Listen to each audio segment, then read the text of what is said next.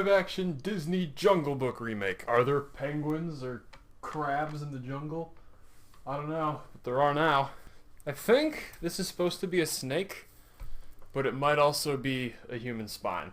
I have not seen the original Jungle Book, so I cannot comment whatsoever on connections and comparisons to this one. So I give you the perspective of a new, fresh person seeing this movie as an independent movie. The first thing I noticed is that the CGI is pretty solid. It's not like Dawn of the Planet of the Apes, like way to like insanely good, but it's fine. You know, Jungle Book's about this little dark-skinned kid in a red diaper, and he's palling around with all the animals, and they're all talking, and it's rated PG. And it's filled with adventure and cute animals. I found the kid himself kind of faded to the background and became more of a plot device than a character, and the movie focused on all the different animals that he meets. You got solid performances all around. Ben Kingsley as the panther was really good. Bill Murray as the bear was great. Idris Elba was a pretty intimidating villain as the tiger. And Scarlett Johansson as the snake. Her appearance is super brief, but it kind of reminded me of like Bilbo meeting Smaug in the second Hobbit movie. It was really good, and I wanted more of her.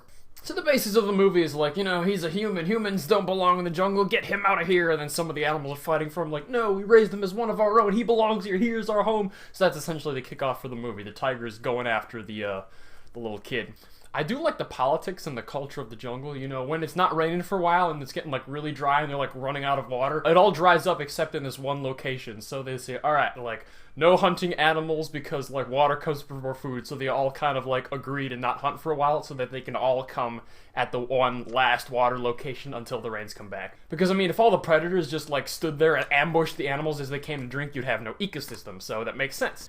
Lion King had something similar to that with the circle of life. It's like, Dad, don't we eat the antelope? Yes, but when we die, our bodies become the grass, and the antelope eat the grass. It's, you know, circle of life.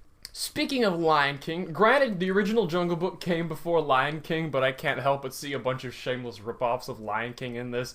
And I don't know if they're from this movie or in the original, but like, I could have swore To Die For was about to start playing. There's a stampede in a little gully. There's a big climactic moment where somebody's hanging on a cliff, and I just wanted to lean in and go, long live the king. I also like how, because you know, the kid's human, so he uses like vines as rope and he like ties sticks together. He makes like really simple little like inventions and tools. The other animals, they don't like that and it's like, your human tricks, they're unnatural. Stop it, they don't belong in the jungle. And I like that. And then by the end, they all like learn to accept him and it's an analogy for homosexuality, isn't it? Okay. Disney strikes again. There's a couple solid action scenes in here when animals are throwing down. And something I gotta say is that these wolves are pussies. Oh my goodness. They go out like punks. It's like, who are you, Piccolo from Dragon Ball Z Season 4? You know, at the start of Season 4 when he's with Garlic Jr. and he just like gets beat up by Bulma and Roshi and like, are you kidding me? I have something quick to mention regarding that in the spoiler after I give the rating. There's only 2 songs that happen in the movie, so it's not a musical by any means. There's the Bare Necessities thing, that's the big one. And there's one other one. And then they replay that one during the credits, and then Scarlett Johansson has a song during the credits, so more all the songs are like piled up at the credits, so it was kind of weird. But overall, I was very happy with the Jungle Book, and it's a solid one-time theatrical experience, and I'm going to give it a 7 out of 10. Quick spoiler warning. So I get it, like the tiger's like the ruler of the jungle, and he kind of like oppresses the other animals, and they're kind of afraid to rise up against him.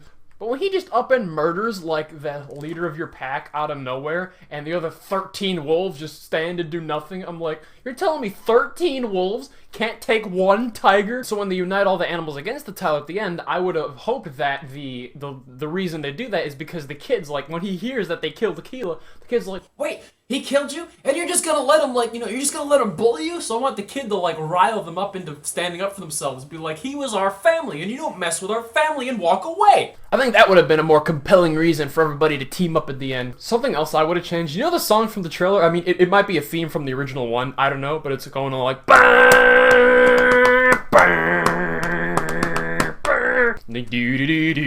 When Bill Murray's like, if anything happens to that kid, I'll never forgive myself. That just plays at like the end of the movie when like, okay, we win and everything's okay and back to the jungle. I think it should have played during the big like showdown between the bear and the tiger, whose name was like Shao Kahn, like from Mortal Kombat. That was weird. I think it's spelled differently, but his name is Shao Kahn. Anyway, that's all. Thank you for watching. Goodbye and God bless. 10 minutes, really? Shit.